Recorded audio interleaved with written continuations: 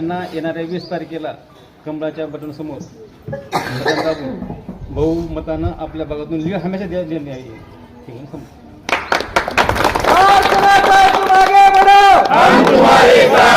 भारतीय जनता पार्टीचा विजय असो.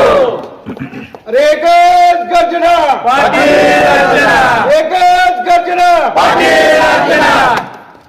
आपण तर नेहमी लीड देत आहोत, पण जास्तीत जास्त एकही मतदान काँग्रेसला न जाता ताईला मतदान करावं, भारतीय जनता पार्टी आणि कमळाला मतदान करावं ही विनंती करतो या ठिकाणी.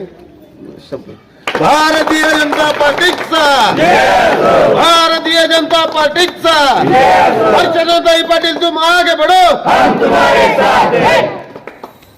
भोसले या.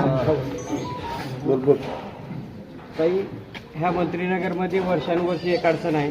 पावसाळ्यामध्ये पूर्ण पाणी मंत्रीनगरच्या प्रत्येक घराघरामध्ये पाणी जातं आणि तुम्हाला आमदार ह्या हक्कानं आम्ही पहिला निधी तुमचं कुठं यावं तर मंत्रीनगरमध्ये यावं आणि ह्या मंदिरासमोर तुम्ही नारळ फोडावं, इथले गटारी उभं करावं. इथले काही नगरसेवक थोडंसं प्रत्यक्ष अप्रत्यक्ष थोडंसं दुर्लक्ष झालं असेल, त्याच्याबद्दल काही विषय नाही.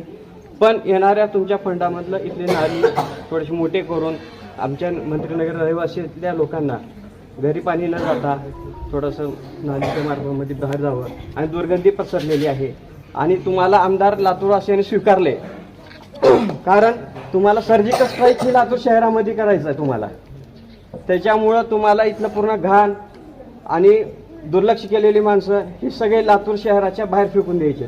त्यामुळं तुम्हाला आम्हाला एक सक्षम नेतृत्व मिळालेलं आहे. त्याच्यामुळं तुमची पहिली जर कुठं फंड द्यायचा असेल तर पहिले तुम्ही आमच्या मंत्रीनगरमध्ये पहिलं फंड द्यावं, एवढं आम्ही मागणी करतो. घरगुती अशा या छोट्याशा आपल्या दर्शनाला आलो होतो. रात्री 1:30 वाजता नितीन दादांनी मला सांगितलं की सकाळी आपल्याला दर्शनाला जायचंय म्हणून. आज पौर्णिमा आहे, दत्ताचं दर्शन घेणं हे क्रमप्राप्त असतं आणि इलेक्शनचा काळ आहे. अशा वेळी खूप सारी निगेटिव्ह एनर्जी आमच्या मागे असते. तर म्हणून दादांनी, माझा भाऊ म्हणून त्यांनी एक ठरवलं की ती सगळी निगेटिव्ह एनर्जी इथे दत्ताच्या चरणी अर्पण करायची आणि खूप सारा आशीर्वाद घेऊन पुढच्या 4 दिवसाच्या अतिशय चॅलेंजिंग अशा वेळेला आम्ही फेस करण्यासाठी, आम्हाला त्याला तोंड देण्यासाठी ताकद यावी म्हणून माझ्या भावाने आज मला इथे मंदिरात आणलेलं आहे. सुनीलराव होनरावजी, आमचे वामन राठोडजी, सुरेश राठोडजी. म्हणजे तुमच्याकडे मी हनुमान जयंतीला आले होते, पण त्या दिवशी सुरेश भाईंच्या घरी गेले होते. माझा प्रवेश होऊन फक्त 15 दिवस झाले होते आणि मला प्रत्येकाने सांगितलं की ताई ही 2 माणसं, एक डाव्या साईडला आणि एक उजव्या साईडला असला तर कुठल्याही तांड्यावर तुम्हाला इलेक्शनमध्ये कधीही अडचण येणार नाही म्हणून. आणि ती गोष्ट सार्थ झालेली आहे. ही 2 जण मला तिकीट मिळाल्यापासून सोबत आहेत. सुरेश रावनी तर 5 सप्टेंबरला डिक्लेअर केले होते की ताई तुम्हाला तिकीट फिक्स झालंय म्हणून. केला होता की नाही मेसेज? माझ्याकडे तारीख आहे अजून. 5 सप्टेंबरला तुम्ही तारीख केली, मला मेसेज केला होता. सांगण्याचा भावार्थ आहे की ही सगळी प्रेमाची मंडळी आहे आणि लोकसभेला पण नितीन दादा इथून आपल्याला लीड मिळालेली आहे. म्हणजे सगळीकडे जेव्हा वातावरण निगेटिव्ह होतं तेव्हा मंत्रीनगरवासियांनी भारतीय जनता पक्षावर विश्वास ठेवला होता. आता तर वातावरण कसं आहे? एकदम छान. मग आता लीड किती देणार? टोटल लीड राहणार. टोटल भारतीय जनता पक्षाला मानणारी मंडळी इथे आहेत. आता होनराव साहेबांनी सांगितल्याप्रमाणे जेव्हा कुठे काही भारतीय जनता पक्षाचा थारान होता तेव्हा हा गड होता. पण आपण सगळेजण आता या 20 तारखेला कमळाच्या चिन्हावर आपण बटन दाबणार आहात. तुम्ही सगळेजण माझ्या घरचे आहात. तुम्हाला काय करायचंय तर मतदान करून घ्यायचंय. 100% मतदान व्हायला पाहिजे असं आपल्याकडून, भारतीय जनता पक्षाकडून, राष्ट्रीय स्वयंसेवक संघाकडून, इतरही संघटनांकडून आपण जनजागृती करतोय आणि त्याचाच हा एक भाग आहे की आपण सर्वांना विनंती करतोय की 100% मतदान करा. मतदानाचा टक्का जो वाढणार आहे तो आदरणीय मोदी साहेबांसाठी आहे की नाही? हो.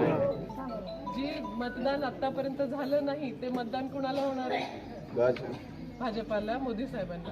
आता हे मतदान आपल्याला देवेंद्र भाऊंसाठी करायचं. हे मतदान लातूरच्या विकासासाठी करायचं. मी तुमच्यातलीच आहे. मी काही कुठली मुंबई पुण्याची नाही, मी उदगीरची आणि सगळ्यात मोठा तांडा आमच्याकडे, हा कळखेडचा तांडा.